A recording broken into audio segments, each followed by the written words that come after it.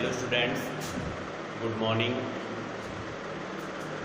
कल तक के वीडियो में पढ़ने छठा चैप्टर पढ़ रहे थे और छठे चैप्टर में भी कौन सी क्रॉप पढ़ रहे थे? खाद्यान्न वाली क्रॉप्स पढ़ रहे थे। कौन सी क्रॉप पढ़ रहे थे अपन?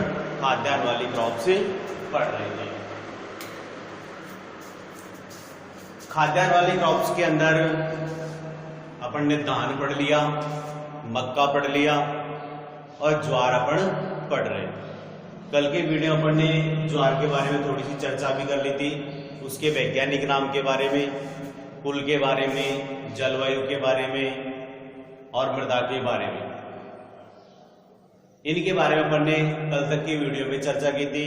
आज अपन इस वीडियो में बची हुई जो ज्वार की क्रॉप है उसके बारे में अपन चर्चा करेंगे। अब पढ़ेंगे, कल पढ़ लिए अपने मृदा एवं खेत की तैयारी। क्या पढ़ ली थी? मृदा एवं खेत की तैयारी।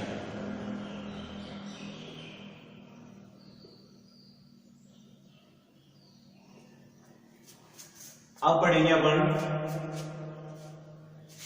उन्नत किस्में। क्या पढ़ेंगे बेटा? उन्नत किस्में। अब उन्नत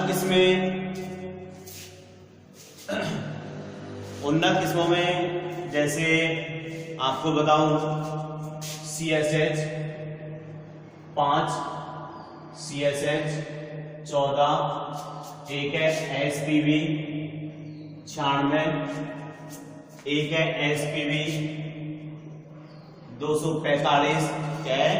SPV 245, एक है 96 245, एक है SPV CSH 5, CSH 14, SPV 96, SPV 245 और SPV क्या नाम से? SPV 346, SPV 346, एक है राजस्थान चरी 1, एक है स्वर्णा, एक है MP चरी और क्या नाम से और भी बहुत सारी किस्में हैं, जैसे पूसा चरी 23, पूसा चरी 23 आदि।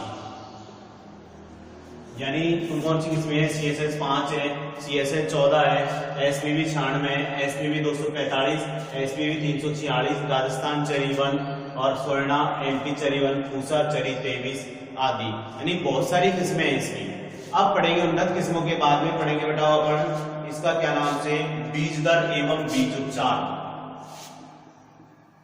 बीज दर एवं बीज उपचार। बीज दर एवं बीज उपचार। अब ज्वार के दाने के लिए अलग बीज दर होती है और चारे के लिए बीज दर अलग होती है। यानी यदि अपन टोटल दाने का प्रोडक्शन लें तो उसके लिए बीज दर अलग होती है। यदि अपन चारे के लिए बुआई कर रहे हैं उसकी बीज दर अधिक होती है। जैसे दाने के लिए बताऊं 9 से 10 kg और चारे की बात करें तो 30 से 40 kg। लिखो, ज्वार में दाने के लिए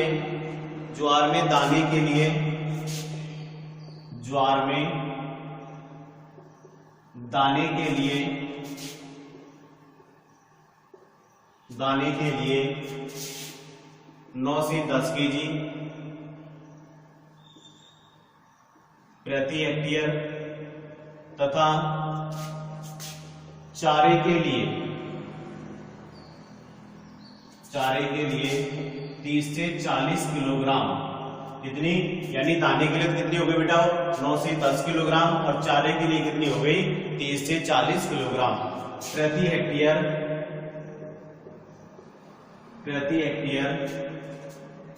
बीज पर्याप्त होता है। बीज पर्याप्त होता है। यानी ज्वार में दाने के लिए कितनी हो गई? 9 से 10 kg और चारे के लिए कितनी हो गई? 30 से 40 kg प्रति हेक्टेयर बीज क्या होता है बेटा? पर्याप्त होता है। अब आगे पढ़ेंगे कि बीज बोने से पूर्व, यानी जब अपन ज्वार के बीजों की बुआई करेंगे उससे पूर्व 3 ग्राम लिखो।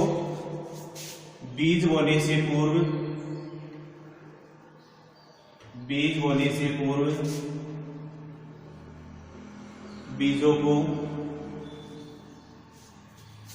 बीजों को 3 ग्राम थायरम या कैप्टान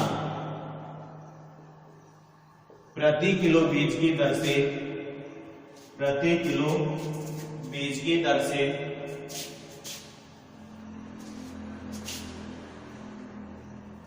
प्रति किलो बीज की दर से उपचारित कर देना चाहिए,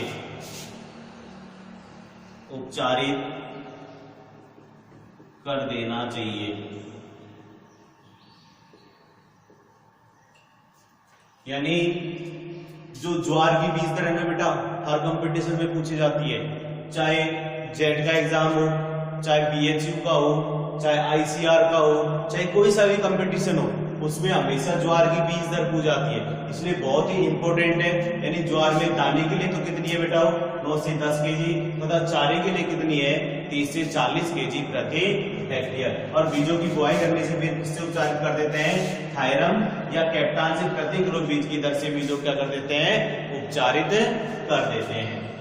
अब पढ़ेंगे क्या नाम से, बुआई का समय एवं विधि। क्या पढ़ेंगे बेटा, वो बुआई का समय एवं विधि।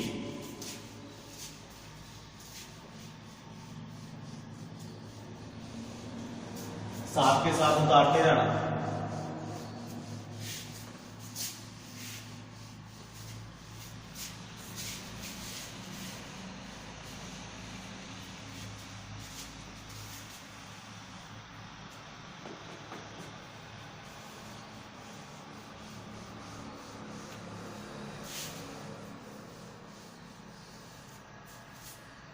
हेड टॉपिक आप हेडिंग डाल लो,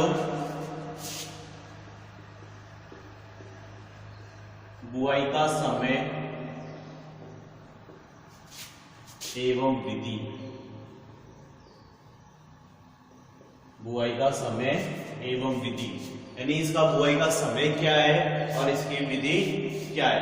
यानी वैसे ज्वार की जो अपन बुआई करते हैं वर्षा ऋतु प्रारंभ होते ही कर देते हैं, कहने का मतलब जून जुलाई में इसकी क्या कर देते हैं, बुआई कर देनी चाहिए। और कतार से कतार की दूरी और पौधे से पौधे की दूरी क्या रखेंगे, 45 × 15 सेंटीमीटर। कतार का मतलब होता है लाइन से लाइन की दूरी कितनी होगी, जैसे ये वाली दूरी, ये तो कितनी होगी 45 सेंटीमीटर। और पौधे से पौधे की दूरी, जैसे ये वाले पौधे से पौधे की दूरी, ये वाले पौधे की दूरी कितनी होगी 15 सेंटीमीटर। यानी इसलिए कतार से कतार की दूरी और पौधे से पौधे की दूरी क्या रखी जाती है, 15 से 45 × 15 सेंटीमीटर रखी जाती है। लिखो बेटा, ज्वार की बुआई, ज्वार की बुआई वर्षा ऋतु प्रारंभ होते ही, वर्षा ऋतु प्रारंभ होते ही कर देनी चाहिए। वर्षा ऋतु प्रारंभ होते ही कर देनी चाहिए, यानी जैसे बारिश स्टार्ट हो वैसे ही क्या कर देना चाहिए, उसकी बुआई की स्टार्ट कर देनी चाहिए। किसकी, ज्वार की बुआई। अब लिखो, ज्वार में कतार से कतार की दूरी, ज्वार में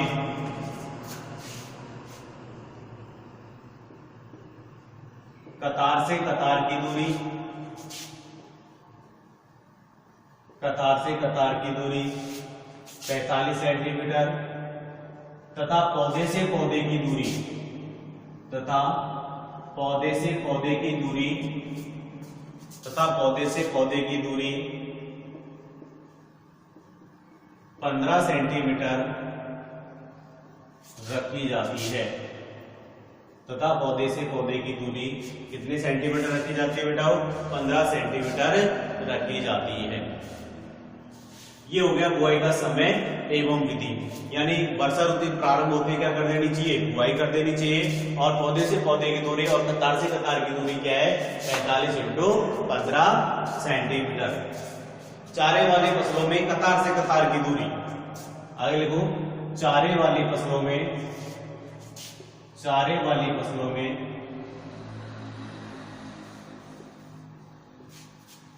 कतार से कतार की दूरी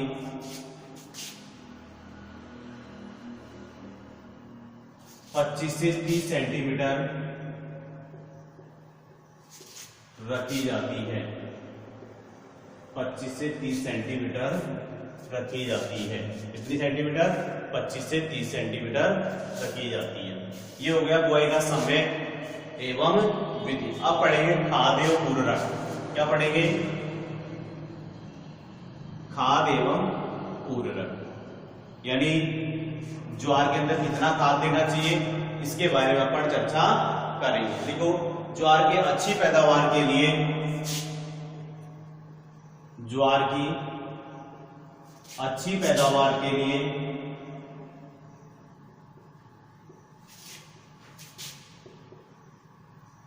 ज्वार की अच्छी पैदावार के लिए 15 से 20 टन सड़ी हुई गोबर की खाद, सड़ी हुई गोबर की खाद, यानी प्रति हेक्टेयर डालनी है अपने को 15 से 20 टन सड़ी हुई गोबर की खाद। ये कितनी डलेगी बेटा, प्रति हेक्टेयर। यानी जो भी अपन काम करेंगे वो सारे किसके अंदर करेंगे, प्रति हेक्टेयर। कहने का मतलब 4 बीघे के हिसाब से अपन ये काम करेंगे। प्रति हेक्टेयर की दर से सड़ी हुई गोबर की खाद 80 किलोग्राम नाइट्रोजन, सड़ी हुई गोबर की खाद तथा 80 किलोग्राम नाइट्रोजन तथा 40 किलोग्राम पोटास, सॉरी 80 किलोग्राम तो क्या हो गया नाइट्रोजन तथा 40 किलोग्राम फास्फोरस P2O5 फास्फोरस प्रति हेक्टेयर की दर से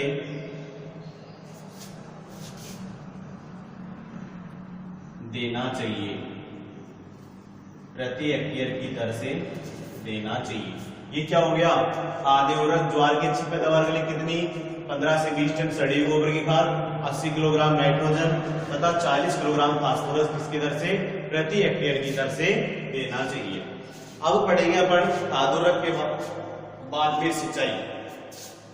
क्या पढ़ेंगे, सिंचाई।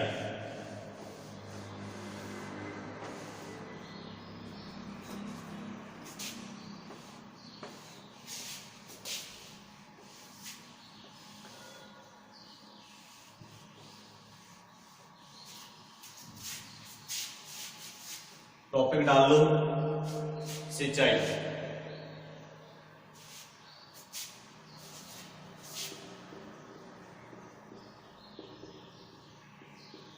सिंचाई, अब ज्वार में क्या होता है कि बाजरे की फसल की तुलना में अधिक पानी की आवश्यकता होती है। इसमें ज्वार में वर्षा ऋतु में बोई जाने वाली फसलों में सिंचाई की आवश्यकता नहीं होती है, और ग्रीष्मकालीन में जो बोई जाने वाली जो ज्वार है उसमें 7 से 10 दिन के अंतराल पर क्या कर देना चाहिए, सिंचाई करते रहना चाहिए। सिंचाई में लिखो बेटा, ज्वार की फसल के लिए, ज्वार की फसल में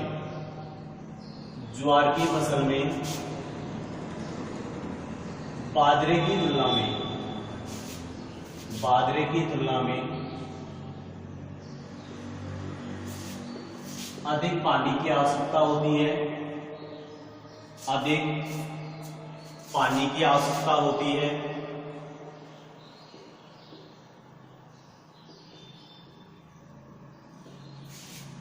अधिक पानी की आवश्यकता होती है।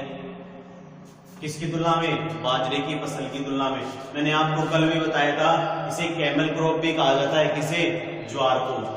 पानी की तुलना में अधिक आवश्यकता होती है। ज्वार की बुआई वर्षा ऋतु में करने पर, ज्वार की बुआई वर्षा ऋतु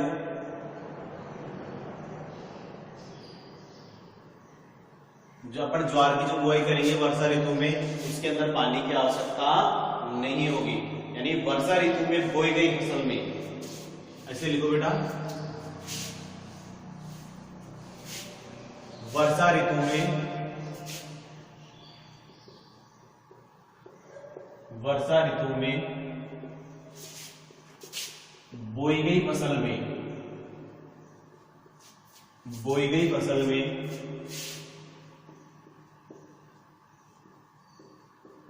पानी की आवश्यकता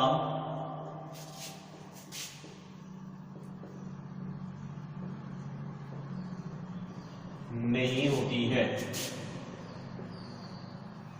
पानी की आवश्यकता नहीं होती है। इसकी आवश्यकता नहीं होती, पानी की आवश्यकता नहीं होती है। तथा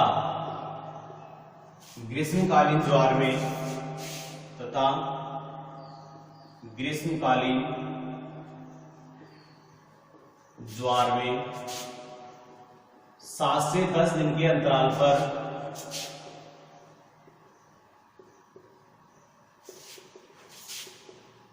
सात से 10 दिन के अंतराल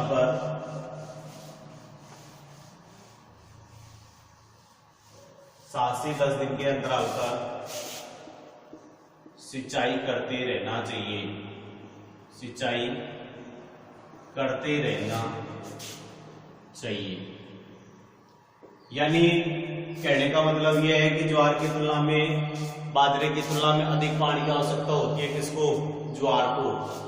वर्षा ऋतु में फसल में पानी की आवश्यकता नहीं होती, लेकिन ग्रीष्मकालीन ज्वार में क्या होता है कि 7 से 10 दिन के अंतराल पर क्या करते रहना चाहिए? सिंचाई करते रहना चाहिए। अब पढ़ेंगे निराई गुड़ाई। क्या पढ़ेंगे बेटा? निराई गुड़ाई। वैसे ज्वार में जो अपन निराई गुड़ाई करेंगे, वो जो पहले निराई गुड़ाई करते हैं वो कब करते हैं? ज्वार की बुआई के 15 से 20 दिन बाद। लिखो निराई गुड़ाई, निराई गुड़ाई लिखो। ज्वार की बुआई के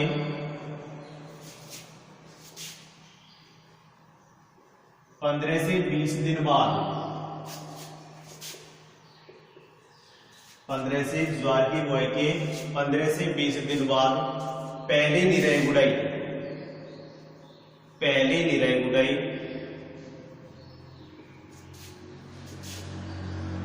कर देनी चाहिए। यानी जब अपन ज्वार की बुआई कर देंगे उसके 20 दिन बाद पहली निराई गुड़ाई कब करनी है? 15 से 20 दिन बाद हमें क्या कर देना है? पहली निराई गुड़ाई कर देनी है। रासायनिक खरपतवार नियंत्रण के लिए यदि निराई गुड़ाई करना, जहां पे लगातार बारिश हो रही है वहां पे निराई गुड़ाई करना संभव नहीं होता है, उस स्थिति में क्या करेंगे? रासायनिक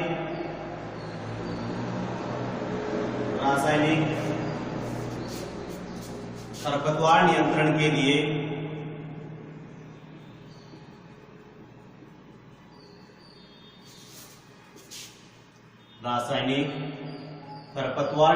के लिए एट्राजिन, क्या?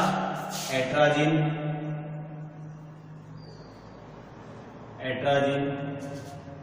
500 ग्राम, एट्राजिन 500 ग्राम 600 लीटर पानी में घोलकर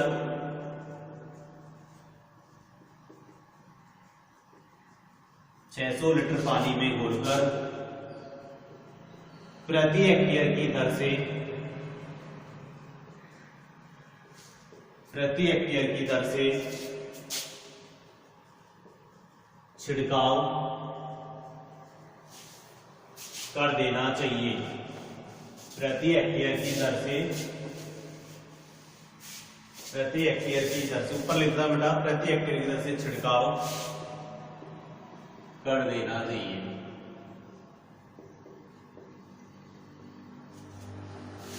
ये हो गया निराई गुड़ाई। यानी ज्वार की जो बुआई है कितने दिन बाद करेंगे, 15 से 20 दिन बाद करेंगे। पहली निराई गुड़ाई कर देनी चाहिए। जहां पे निराई गुड़ाई करना संभव नहीं हो उस स्थिति में क्या आता है कि एट्राजिन नामक खरपतवार राशि आता है, जिसकी 500 ग्राम मात्रा 600 लीटर पानी में घोलकर प्रति हेक्टेयर की दर से क्या कर देना चाहिए, छिड़काव कर देना चाहिए। अब पढ़ेंगे निराई गुड़ाई के बाद हम पढ़ेंगे पादप संरक्षण। क्या पढ़ेंगे बेटाओ, पादप संरक्षण।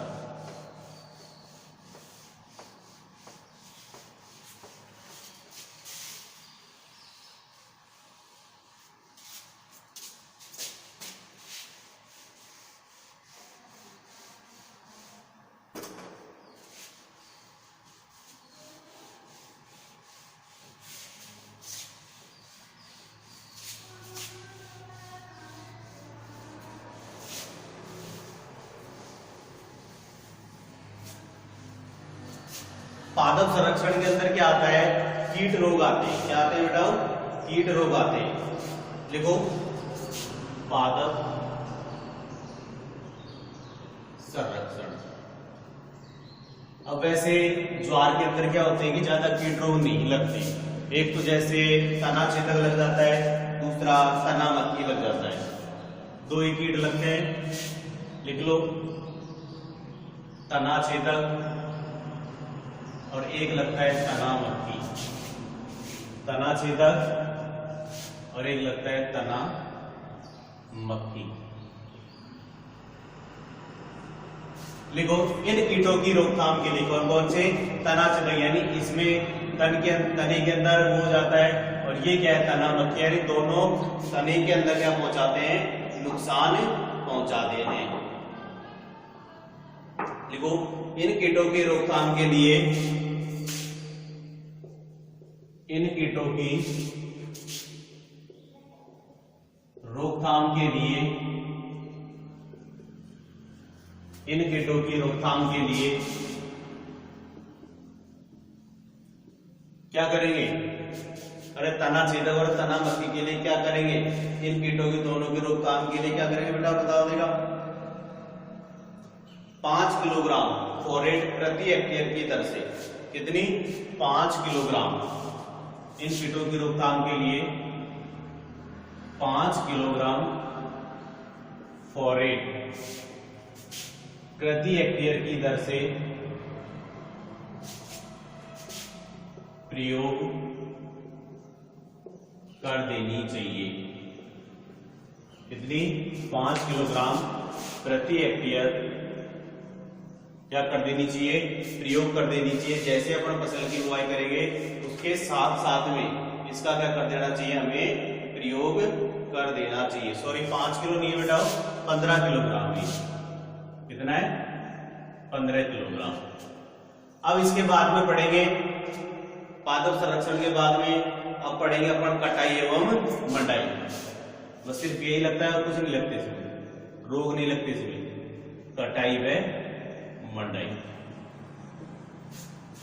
कटाई का मतलब पहले बताया था, पहले वाले ग्रुप में बताया था। कटाई का मतलब होता है फसल को काटना, और मंडाई का मतलब होता है दाने और भूसे को अलग करना।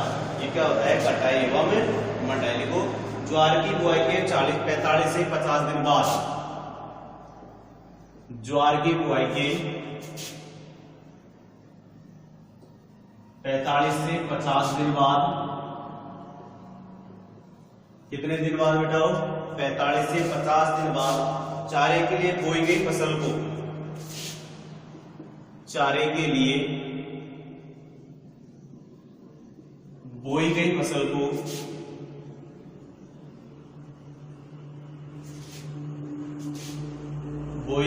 को काट लेना चाहिए। यानी जो हमने चारे के लिए बोई है उसको कितने दिनों के बाद में, 45 से 50 दिन के बाद में क्या कर लेना चाहिए, उनको काटना लेना चाहिए। ज्वार के दानों में जब 25% नमी रह जाए, ज्वार के दानों में कितनी प्रतिशत नमी बेटाओ, 25% नमी रह जाए, तब क्या करना चाहिए, तब फसल की कटाई कर लेनी चाहिए। ज्वार के दानों में 25% नमी रह जाए तब फसल की कटाई कर लेनी चाहिए, फसल की कटाई कर लेनी चाहिए। ये हो गई अपनी ज्वार कंप्लीट, यानी ज्वार वाली क्रॉप कंप्लीट होगी। अब पढ़ेंगे हम अगली क्रॉप। कौन सी क्रॉप पढ़ेंगे? ज्वार के बाद में पढ़ेंगे बेटा अपन बाजरा। क्या पढ़ेंगे? बाजरा। क्या पढ़ेंगे बेटा? बाजरा पढ़ेंगे। यानी ज्वार के 45 से 50 दिन बाद चारे के लिए क्या करेंगे? फसल को काट लेना चाहिए। अब आती है उपज। सॉरी बेटा, उपज भूल गए, उपज लिखनी। उपज क्या है? उपज और पढ़ेंगे लास्ट। उपज कटाई मंडाई के बाद में क्या आएगी? उपज। यानी टोटल उपज हमें कितनी प्राप्त होती है? किससे? ज्वार से प्रति हेक्टेयर। लिखो, ज्वार की देसी किस्मों से 10 से 15 क्विंटल, ज्वार की देसी किस्मों से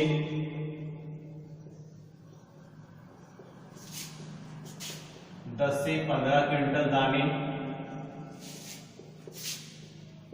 तथा 110 से 115 क्विंटल तथा 100 से 150 क्विंटल, सॉरी 100 से 150 क्विंटल सूखी कड़वी प्रति हेक्टेयर प्राप्त होती है। प्रति हेक्टेयर प्राप्त होती है। यदि देसी किस्म होगी तो 10 से 15 क्विंटल दाने और 100 से 150 क्विंटल क्या प्राप्त होती है? हमें सूखी कड़वी प्राप्त होती है। उन्नत एवं संकर किस्मों से उन्नत एवं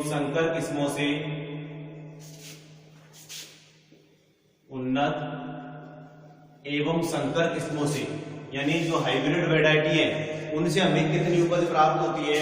30 से 35 क्विंटल दाना, 30 से 35 क्विंटल दाना तथा यानी 30 से 35 क्विंटल दाना तथा 80 से 100 क्विंटल कड़वी। कितनी? 80 से 100 क्विंटल तथा 80 से 100 क्विंटल कड़वी प्रति हेक्टेयर प्राप्त होती है। अब ये बेटा हमारी ज्वार की क्रॉप कंप्लीट। ज्वार में मैंने पहले बताया था, ज्वार को कैमल क्रॉप के नाम से जानते हैं और ज्वार की जो सीड रेट है वो एग्जाम की दृष्टि से बहुत ही इंपॉर्टेंट है। ज्वार में दाने के लिए 9 से 10 और यदि चारे की बात की जाए तो 30 से 40 किलोग्राम प्रति हेक्टेयर बीज की आवश्यकता होती है। अब अगली क्रॉप पढ़ेंगे बेटा बाजरा। कौन सी पढ़ेंगे? बाजरा।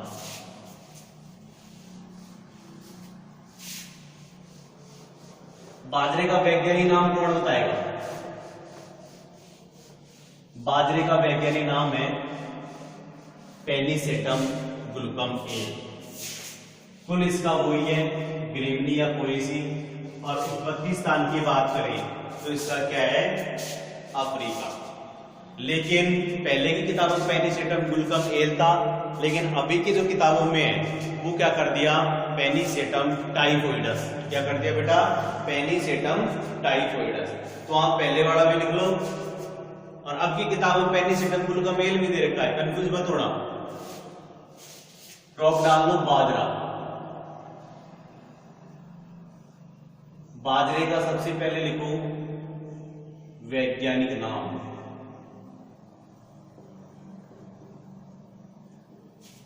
क्या है वैज्ञानिक नाम? पेनिसेटम। पेनिसेटम पहले वाला लिख लो, वाला लिखो, पहले वाला लिख लो।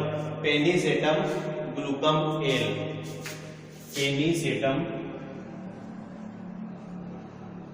ग्लूकम एल। एक तो ये है, दूसरा और लिख लो पेनिसेटम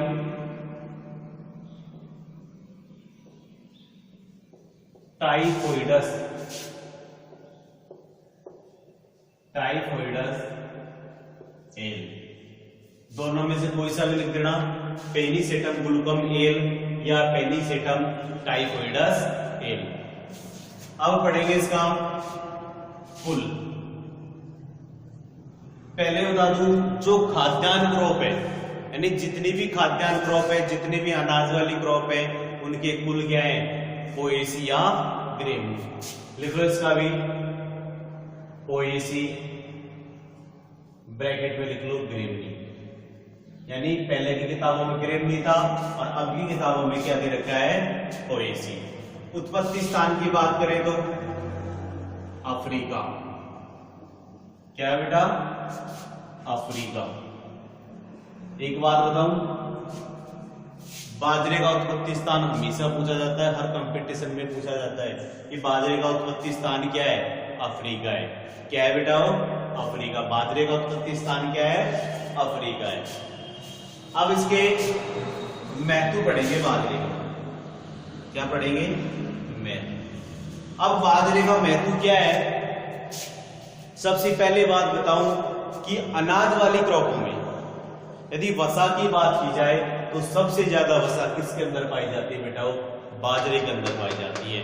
किसके अंदर पाई जाती है, बाजरे के अंदर पाई जाती है। दूसरी बात, बाजरे का उपयोग अपन चारे के रूप में भी करते हैं। किसके रूप में करते हैं, चारे के रूप में करते हैं। और क्या नाम से, सर्दियों में इसकी अपन रोटी बनाकर भी खाते हैं। बाजरा गर्मी करता है वैसे, अरे बाजरा सर्दियों में अपन हीट प्रदान करने के लिए खाते हैं, यानी गर्मी, शरीर के अंदर गर्मी हो, इसके लिए अपन बाजरा ज्यादा से ज्यादा उपयोग करते हैं। लिखो, बाजरे की खेती, बाजरे की खेती चारे एवं दानों के लिए की जाती है। यानी चारे के लिए भी और दानों के लिए भी किसकी खेती की जाती है, बाजरे की खेती की जाती है। और क्या नाम से, इसे मोटे अनाजों की श्रेणी में भी रखा गया है। बाजरे को मोटे अनाजों की श्रेणी में,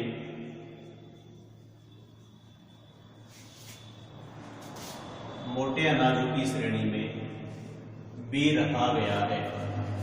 बाजरे को मोटे अनाजों की श्रेणी में भी रखा गया है।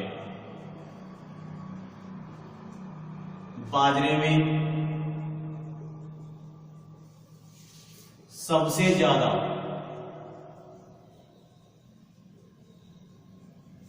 वसा पाई जाती है।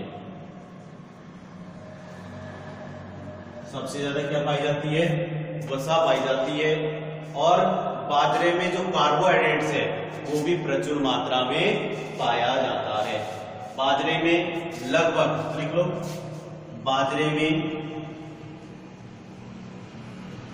लगभग 73% कार्बोहाइड्रेट्स